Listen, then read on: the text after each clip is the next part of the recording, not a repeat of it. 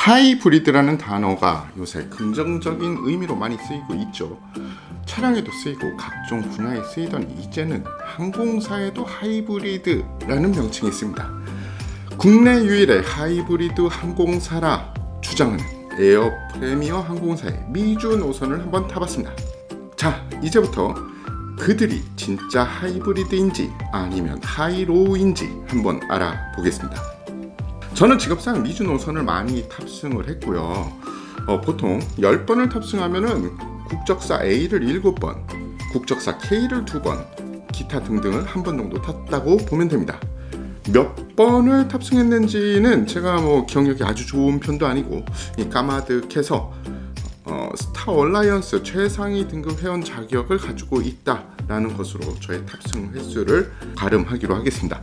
자, 먼저 에어 프리미어의 기체에 대해서 좀 알아보겠는데요. 꿈의 항공기라고 하는 보잉 787-9를 운영하고 있고요. 중장거리 비행에 투입을 하고 있죠. 비행해본 소감으로는, 그러니까 제가 탑승해본 소감으로는 꿈의 항공기라고 자랑할 만할 그런 여객기였습니다. 항공기가 비교적 신형이다 보니까 소음도 적고 이 다른 항공기보다 외풍도 좀 적은 것 같이 느껴졌어요. 진짜 비행기에서 바람이 슝슝 나오진 않죠, 옛날 비행기처럼. 하지만 왠지 그렇게 느껴졌고요. 에어 프리미어가 운영을 하는 보잉 787-9는 캐빈이 두 가지 클래스로 운영이 됩니다. 하나는 최하위 등급인 이코노미 35고요. 다른 하나는 이코노미와 비즈니스의 하이브리드인 프리미어 40입니다. 눈치가 빠른 분들은 이미 눈치채셨겠지만 등급 뒤의 숫자는 좌석의 길이라고 보시면 됩니다. 저는 이코노미 35를 이용을 했는데요. 체감상 그리고 수치상 타 국적기의 이코노미 클래스보다 레그룸의 여유는 확실히 있었습니다.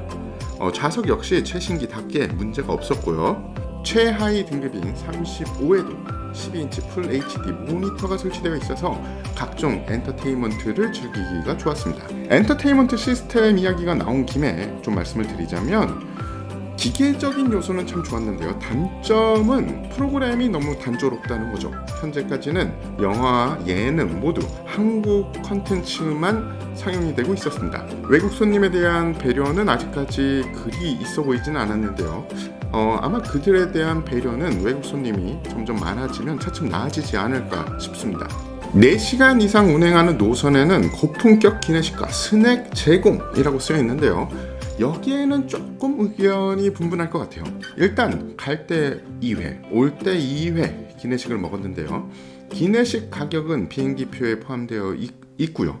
그렇기 때문에 따라서 현장의 결제는 필요가 없었습니다.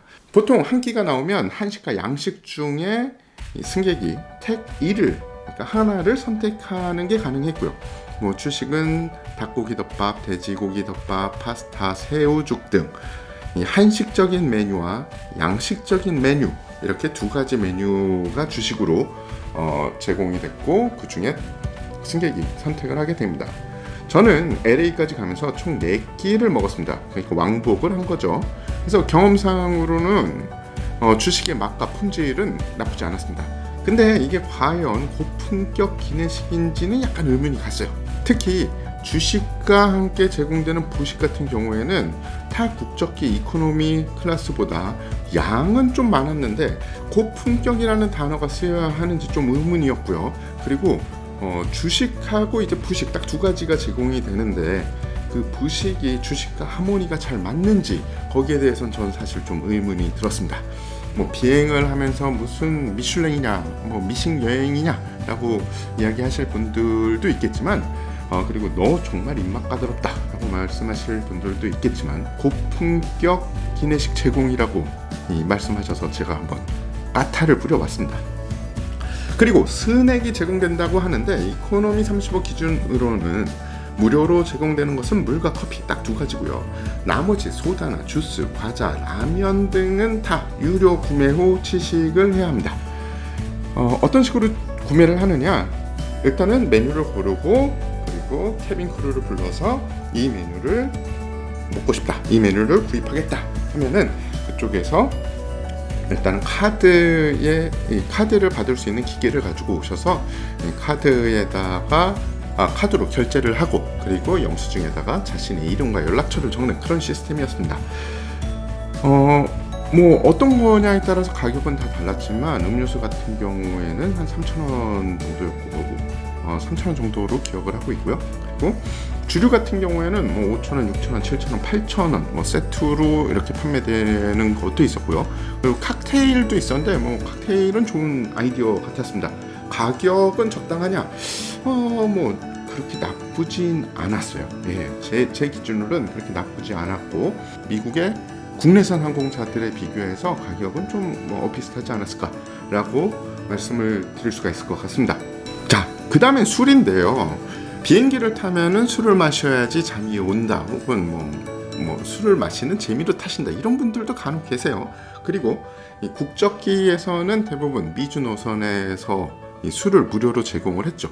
물론 막 꽐라가 되시게 그렇게 많은 술을 제공을 하지도 않고 그렇게 드셔도 사실은 안 되죠. 하지만 이 몇 잔 딱 드시고 주무시는 게 비행이 즐거움이신 분들은 사실은 이코노미 35를 타실 경우에는 조금 그런 재미는 반감돼요. 왜냐면 돈을 내고 구매를 하셔야 되기 때문입니다. 자, 반면에 프리미어 42 클래스의 경우 술과 음식 그리고 간단한 스낵이 무료로 제공되는 것으로 알고 있고요. 제가 그 클래스를 타진 않았지만 주식과 부식 그리고 또 하나의 간단한 뭐 디저트가 제공이 되는 걸로 알고 있고요. 요 정도 되면은 그래도 품격이 좀 있다라고 말씀을 드릴 수 있을 것 같아요. 그래서 에어 프리미어에서 주장하는 고품격 기내식을 제공하고 있다는 거는 제가 보기에는 프리미어 42 클래스의 기내식을 그냥 퉁 쳐서 말씀하신 게 아닌가 싶습니다. 프리미어 42 클래스 같은 경우에는 앞서서 말씀드렸던 이코노미 35와 달리 술과 음료 그리고 간단한 스낵이 무료로 제공되는 것으로 알고 있어요. 따라서 국적기 이코노미 서비스에 익숙한 분들이시라면 돈을 좀 더 내시더라도 프리미어 42 등급을 선택하시는 것이 더 만족도가 높을 것 같아요. 서비스는 비슷하게 받으시면서도 어떻게 보면은 약간 이 국적기 이코노미보다는 더 뛰어난 기내식을 받을 수 있고, 그리고 이 레그룸도 넓고 좌석도 조금 크다고 보시면 될 것 같습니다. 자, 비행과 안전 그리고 운항 자체에 대해서는 그다지 문제점 느끼지 못했습니다. 인천공항은 1터미널에서 출발을 하고요. LA에서는 톰 브래들리 터미널을 이용을 합니다. 따라서 다른 국적기와 다를 바가 없죠.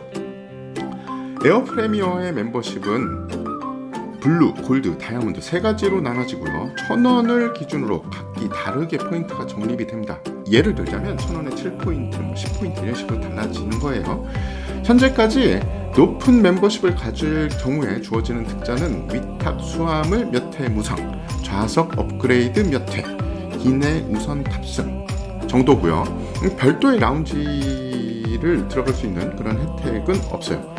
요 라운지는 생기면 좋을 것 같아요. 왜냐하면 비행기 기다리는 시간 좀 지루하거든요. 그래서 최상위 등급이 되면 이 라운지 가는 재미도 쏠쏠한데 그 재미는 에어 프리미어에선 아직까지는 느낄 수 없겠습니다. 뭐 나중에 또 라운지 서비스 만들지는 모르겠어요. 자, 좀 총평으로 가겠습니다. 총평을 하자면 가성비가 우수한 항공사로 저가와 국적기를 연결하는 하이브리드 개념의 항공사임은 확실한 것 같습니다. 나름 메리트는 분명히 있어요. 하지만 아직 발전시켜야 하는 부분도 많이 있습니다. 그중 가장 눈에 띄는 부분이 아직 정착이 되지 않은 데스크와 캐빈의 서비스가 아닌가 싶습니다. 조종 부분이야 뭐 제가 볼 수도 없고 봐도 잘한다 못한다 평가를 할 수 없으니 논외로 하겠고요. 하지만 발권하는 현장과 그리고 캐빈의 서비스는 제가 보기에 아직 정착이 되지 않아서 약간 속된 말로 조금 우왕좌왕하는 느낌이 들었습니다. 물론 생긴 지 얼마 안 된 항공사이기 때문에 이는 어찌 보면 당연한 일이죠. 그리고 저의 기준 역시 까다롭기로 유명한 한국 국적사들의 서비스에 익숙해진 저의 개인적인 느낌이며 해외 국적기 항공사에 비교를 하면 신생임에도 불구하고 오히려 우수한 부분도 많습니다. 앞으로 에어 프리미어가 상대할 손님들은 어쩌면 저와 같은 기존 국적사 이용 고객들이기 때문에 서비스에 신경을 좀 더 많이 써야 앞으로 발전이 있지 않을까 싶고요.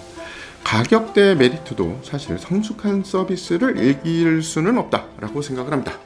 고객 만족 서비스에 가격 메리트까지 있다면은 에어 프리미어는 앞으로 놀라울 정도로 성장할 수 있는 진정한 하이브리드 항공사가 되지 않을까, 이런 생각을 하면서 여기서 마칩니다.